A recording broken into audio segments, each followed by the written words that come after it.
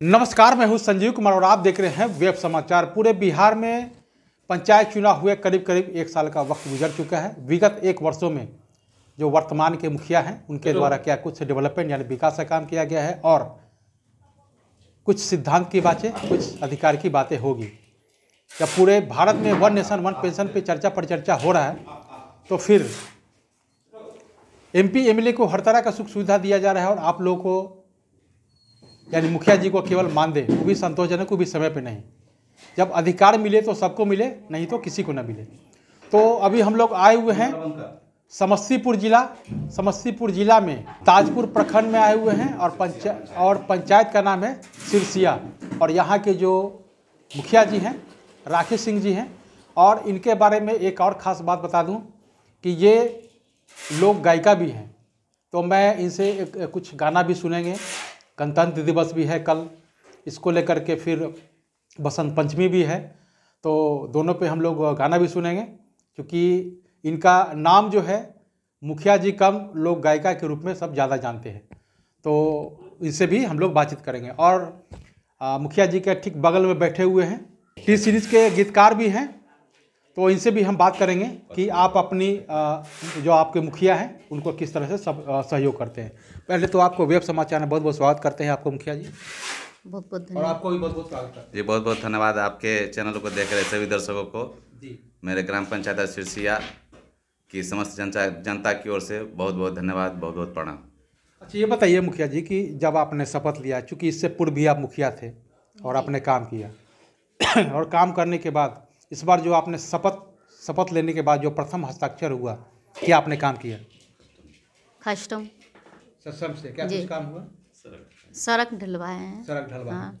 अच्छा, आप बताइए कि आप अपनी पत्नी को किस तरह से मदद करते हैं पंचायत के डेवलपमेंट को लेकर, विकास को लेकर? अगर बात कहें कि प्रथम हस्ताक्षर के द्वारा जो कार्य हुआ, क्या कुछ हुआ? देखिए, ये खुद भी पढ़ी लिखी हैं, सक्षम हैं और ये जहाँ भी ज़रूरत होता है उस खुद भी करती हैं। लेकिन महिला है, गांव है, तो इनसे जहाँ तक हो सकता है हम हेल्प करते हैं।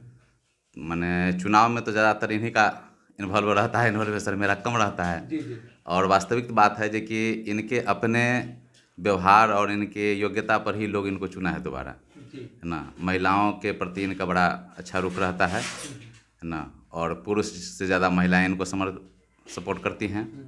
गायिका रही हैं। हस्ताक्षर किस कार्य योजना को लेकर हुआ? सर, इस बार तो पिछले बार का जो था पंचम वो हो गया, खष्टम वित्त आयोग बन गया। तो खष्टम वित्त आयोग से पहले सबसे पहला काम हुआ है। ये यहाँ पर बहुत पानी लगता था, थोड़ा सा बारिश से तो बहुत पानी लगता। पिछले बार मेरे घर के सामने ही था, तो जो आता वो कहता था कि मुखिया घरे पर तो पानी लगे छे, ओके रोड पर पानी लगे छे। तो पहला सोचे थे कि पहला योजना वही पानी का समस्या दूर करेंगे, तो उसी को किए हैं। और उसके बाद अभी 15वीं वित्त आयोग चालू हुआ है, तो उससे अभी तक कोई पेमेंट अभी तक नहीं हुआ है। पहला वही नाला कर रहे हैं, जल जमाव से निजात के लिए। जी, 15वीं से यही दो ही काम अभी तक। अच्छा, ये बताइए कि PM आवास योजना के द्वारा करीब कितने लोगों को आवास दिलवाए? जी, PM आवास के द्वारा सर इस बार बहुत अच्छा रहा। पिछले बार लगभग 600 घर दिलवाए पंचायत में, और इस बार जो है शुरुआती दौर में लगभग 80-85 लाभुक को मिला है। उसके बाद माननीय प्रधानमंत्री और माननीय मुख्यमंत्री जी का क्या विवाद है, ये पहली बार से अब तक जो है से पिछले रीजन में एक साल में लगभग 300 घर आ चुका था एक पंचायत में, और अभी तक मात्र 120 घर जो है से पास हो पाया है। पता करते हैं तो जिन लाभुक का जियो टैग हो चुका है, पता चलता है जो कि पैसा नहीं देती है सरकार। तो मात्र 60-70 घर इस बार गया होगा, बाकी लोग का फंसा हुआ है, पैसे नहीं आ रहा है। क्या मामला? अच्छा, ये बताइए कि क्या आपके पंचायत में सरकार भवन बन गया या क्या प्रोसेस है? सर, सरकार भवन का ज़मीन मेरे पंचायत में नहीं है। सरकार भवन के लिए कम से कम 8 कट्ठा ज़मीन चाहिए, 6 से 8 कट्ठा ज़मीन। मेरे पंचायत में 8 कट्ठा ज़मीन जो है से कहीं पर एक मुश्त है ही नहीं। पिछले बार था तो वो नगर परिषद क्षेत्र में चला गया। हम लोग जिस ज़मीन को चयन किए थे वो नगर परिषद क्षेत्र में चला गया, और पंचायत अंतर्गत जो है से 8 कट्ठा ज़मीन आता नहीं है। और मेरा पंचायत अति पिछड़ा और हरिजन लोग ज़्यादा हैं हमारे पंचायत में, गरीब लोग ज़्यादा हैं। कोई ऐसे लोग नहीं हैं जो उतना ज़मीन दान करें, इसलिए अभी तक नहीं बन पाया। अभी तक नहीं हुआ? नहीं, ज़मीन के अभाव। अच्छा, जैसे मुखिया के द्वारा जो काम किया जा रहा है, पहले के काम करने का तरीका और अभी वर्तमान में काम करने के तरीके में क्या अंतर है? पहले तो होता था कि मुखिया जी स्वतः अपना काम कर लेते, चाहे सड़क नाली गली या जो भी हो, और अब जो है काम वेंडर के द्वारा हो रहा है, क्या अंतर क्या लग रहा है आपको? सर पहले ज़्यादा सुविधा थी काम करने में। काम तो वैसे ही हो रहा है, फ़र्क सिर्फ इतना ही है कि पहले चेक काट करके डायरेक्ट, जैसे कि अब कोई दुकान से सामान खरीदना है तो जहाँ सस्ता सामान मिलता था वहाँ उससे खरीद लेते थे। अब हो गया है वेंडर सिस्टम, तो मजबूरी होती है जो कि उसी वेंडर के पास हमको देना है ना, उसी से सामान खरीदना है, तो उसमें रेट भी ज़्यादा लग रहा है ना, बिचौलिया का ज़्यादा प्रभाव हो गया है। और इससे क्या होता है कि पैसा नहीं रहने के कारण मान कर लेबर मजदूर सब काम कर रहा है, तो मान लीजिए हम सक्षम हैं तो दे देंगे पैसा लेकर के लेबर मजदूर को, पैसा अभी खर्च करेंगे, पैसा निकलेगा लगभग 2 महीना 2.5 महीना के बाद, तो लेबर मजदूर कहाँ से खाएगा। तो समस्या पहले से बहुत ज़्यादा बढ़ गया है।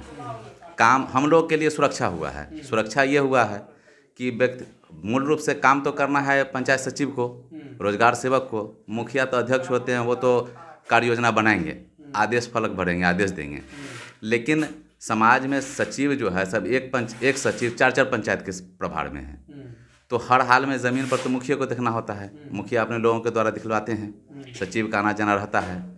तो मान के चलिए जो लोग सक्षम नहीं होंगे मुखिया, तो पैसा कहाँ से लाएंगे, ये तो सरकार नहीं सोचती है।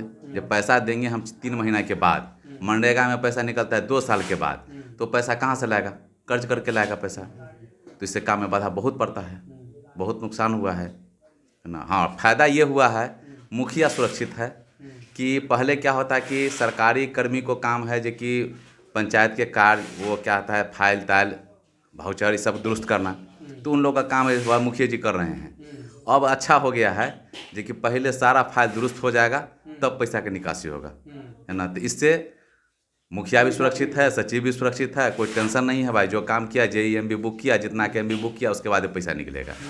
और नहीं तो मान लीजिए पहले पैसा निकल जाता था, काम में कहीं डिस्टर्ब हो गया तब तो पैसा के देनदार हो जाएगा। तो कागजी रूप से सुरक्षित हो गया पंचायत, मुखिया भी सुरक्षित है, सचिव भी सुरक्षित है, लेकिन सरकार को इसको थोड़ा रुख ढीला करना चाहिए कि अच्छा ढंग से काम हो सके, जल्दी पेमेंट हो सके, इस तरफ पर ध्यान देना चाहिए। जी जी। अच्छा, बिहार के पूर्व पंचायती राज मंत्री थे सम्राट चौधरी ने कहा था कि सबको सुरक्षा दिया जाएगा, लाइसेंस दिया जाएगा, क्या मिला? सर मैं बताता हूँ सर, बिहार का हमको लगता है पहला मुखियापति हम होंगे जो पिछले साल 3 स्टेट के भागे हुए कुख्यात अपराधी को हम पकड़वाए थे। अच्छा। DSP साहब और माननीय थाना अध्यक्ष के बेवकूफ़ी के कारण, हमको नहीं पता था इतना बड़ा अपराधी है, वो कहे जिसको पकड़वा दीजिए, घर आके यहाँ बनवा लिया, अभी वो जेल में है। हम हल्का में ले लिए, नाइट पैजामा और गंजी पहन के उसे घर पर चले गए, उसको रोक लिए। थाना प्रभारी को कहा हुआ था आप फ़ोन करेंगे तुरंत आ जाइएगा, उनके आने में घड़ी देख के 42 मिनट लगा। 42 मिनट के बाद वो यहाँ आए, तब तक वो धक्का दे के आगे बढ़ा, इधर से थाना की गाड़ी जा रही थी, टकरा गया। जब पकड़ाया तब उसके कमर से लोडेड पिस्टल निकला, उसके झोला में 3 पिस्टल निकला, 56 लाख रुपया निकला कैश, लोडेड पिस्टल था। अगर वो चाहता तो उससे हमारी हत्या कर सकती थी। कोई आदमी गांव का जगह में 3 बज रहा था भोर, है ना।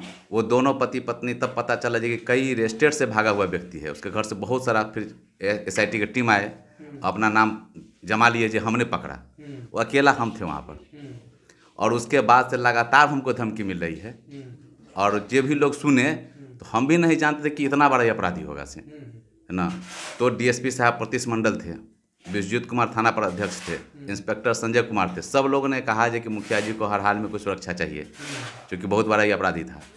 हमने लाइसेंस के लिए भरा, 3 साल हो गया। माननीय सम्राट चौधरी आए थे MSG के वोट मांगने के लिए, उनको भी मैंने डायरेक्ट कहा कि सर ऐसे ऐसे मामला भी है, ये तो मिलना चाहिए। हाँ ठीक है, आप भर न दीजिए, कुछ नहीं होता है, थाना पर रखा हुआ है, अब थाना से जाइए, आगे बढ़ेगा तो इंस्पेक्टर लेंगे पैसा, इंस्पेक्टर से बढ़ेगा। मैं खुलेआम कहता हूँ, हम पता लगाए, दूसरे दलाल से पता लगाए, तो हमको कहा 4 लाख रुपया खर्चा होगा लाइसेंस लेने में। हम कहे तो मेरे बस के बातें नहीं है, 4 लाख रुपया हम कहाँ से लाएंगे लाइसेंस ला, क्या करेंगे लेकर के। हम तो एक बहुत बड़ा गलती की, और किसी पर नहीं, लेकिन व्यक्तिगत रूप से हमको तो डायरेक्ट एक लड़का जेल से आया है, वही मनोज गुप्ता उसका नाम था, जेल से निकला है, आकर के पहले बार कहा है, जो कसम खाया है जेल में, जहिया निकलेंगे तहिया भोला बिहारी गोली मार देंगे। बताइए जो कि उस समय DSP SP सब बैठ कर हमको शाबाशी दिए, आज वो सब ट्रांसफ़र हो गए। अभी वो निकले अगर हमारी हत्या कर दे क्या होगा। शराब का मामला होता है, मेरा एक पंचायत दावे के साथ मैं कहता हूँ, 4 ब्रोकर था शराब पीने वाला, बेचने वाला, चारों जेल में पकड़ाया। सिरसिया पंचायत में कहीं भी शराब नहीं बिकता है। बगल के पंचायत से आता है लेकिन सिरसिया पंचायत में नहीं बिकता है शराब। हमको लगता है दूसरे बड़ाई नहीं करना चाहिए कि मैं हमको लगता है पहला मुखिया हूँ जहाँ शराब, तारी, दारू, शिखर, पान, गुटखा कुछ हम ना खाते हैं उसका विरोध करते हैं। माननीय मुख्यमंत्री जी की इस अभियान को हमने सफल बनाया। वो जो पकड़ाया है दारू वाला वो भी दुश्मन बना हुआ है ना। तो कम से कम 2 तो मेरा दुश्मन बना हुआ है और लाइसेंस के रूप में कहीं कुछ नहीं किया जा रहा है। जहाँ जाइए अब उसको दौड़ते दौड़ते ऑफिस में चप्पल किया जाएगा, लाइसेंस नहीं मिलने वाला है।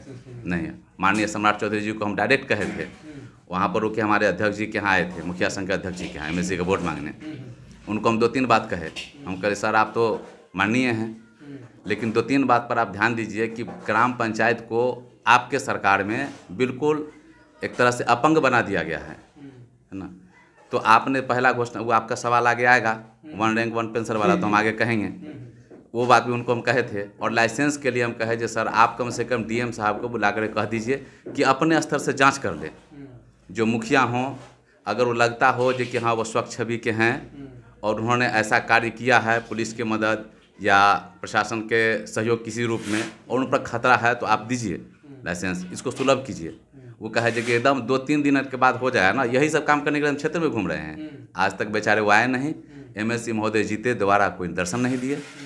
इस मामले में एकदम बिल्कुल कुछ नहीं है, जबकि मिलना चाहिए लाइसेंस। इसलिए कि एक मुख्यमंत्री निकलते हैं तो उनको जेड श्रेणी का सुरक्षा चाहिए, किसी पब्लिक से भेंट नहीं करेंगे। लेकिन मुखिया 2000 आदमी काम सभा में बैठेंगे।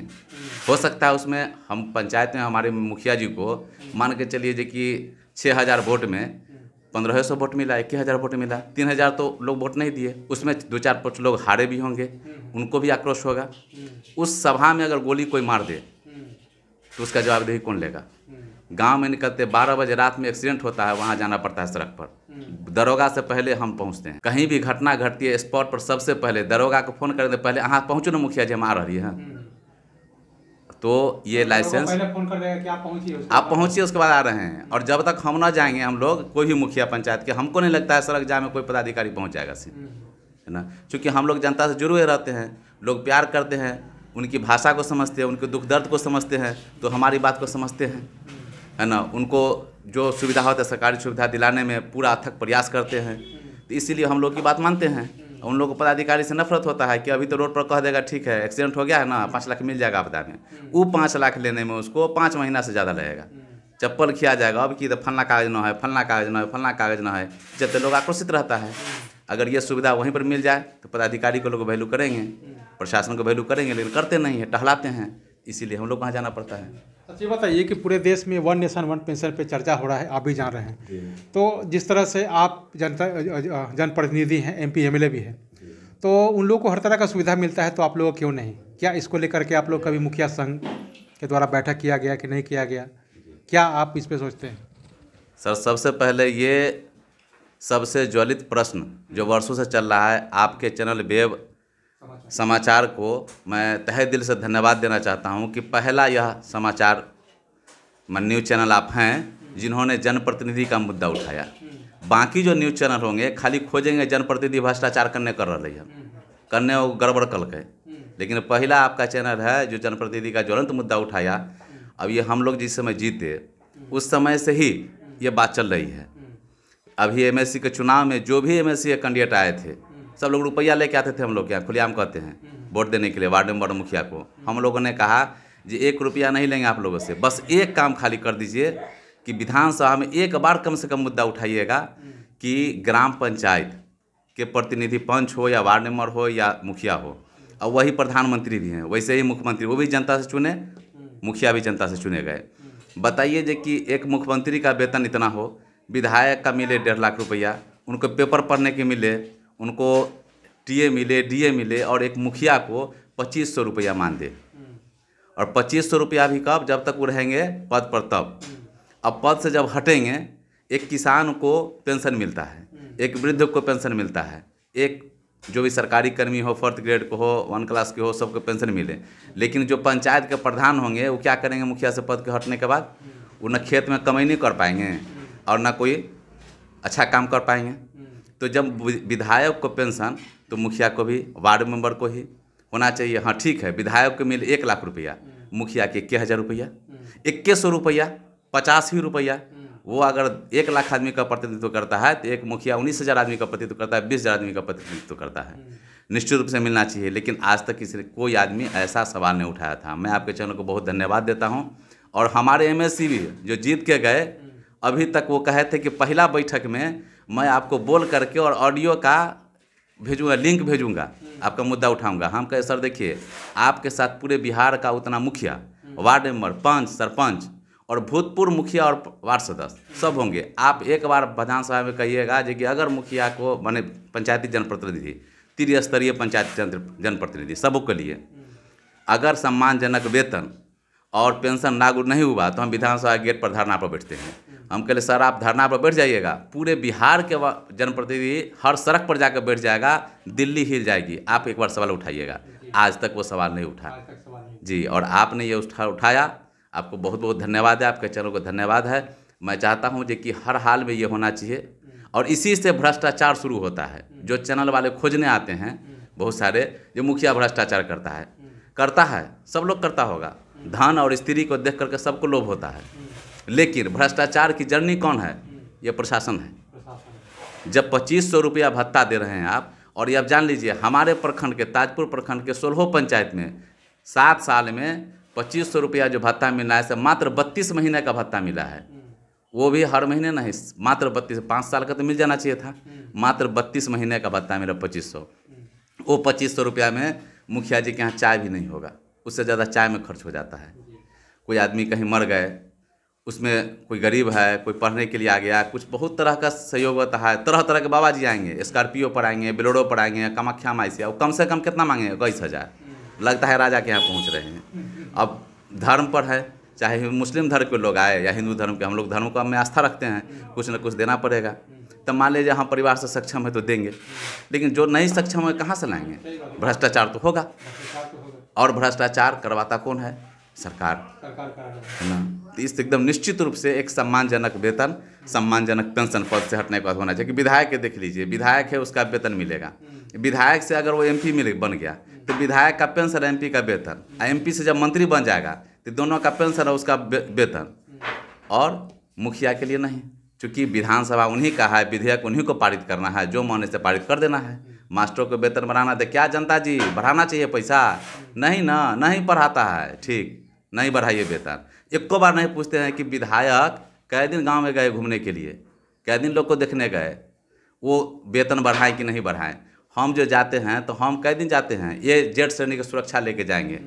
जो गरीब लोग आपको वोट दे के जिताया, वो दिन रात आकर के मुखिया से रूबरू होता है, उसकी समस्या को हम सुनते हैं। मुख्यमंत्री को समस्या को देने के लिए 1000 पापड़ बेलना पड़ेगा, तब तक उसका बेटा मर जाएगा अगर बेटा का शिकायत लेके गया तो निश्चित रूप से हमको लगता है पूरे जनप्रतिनिधि में सबसे ज़्यादा संघर्ष त्रिस्तरीय पंचायती राज के जो प्रतिनिधि हैं, दिन रात बेचारे मेहनत करते हैं, दिन रात गालियों सुनते हैं, क्योंकि सब कुछ मुखिया जी, लोग कहेगा नौकरियों मुखिया जी देथिन, रोडो मुखिया जी बनाथिन, घरों मुखिया जी देथिन, और उनको नहीं ये होता है। तो हर हाल में ये सम्मानजनक वेतन और पेंशन रिटायर के बाद निश्चित मिलना चाहिए।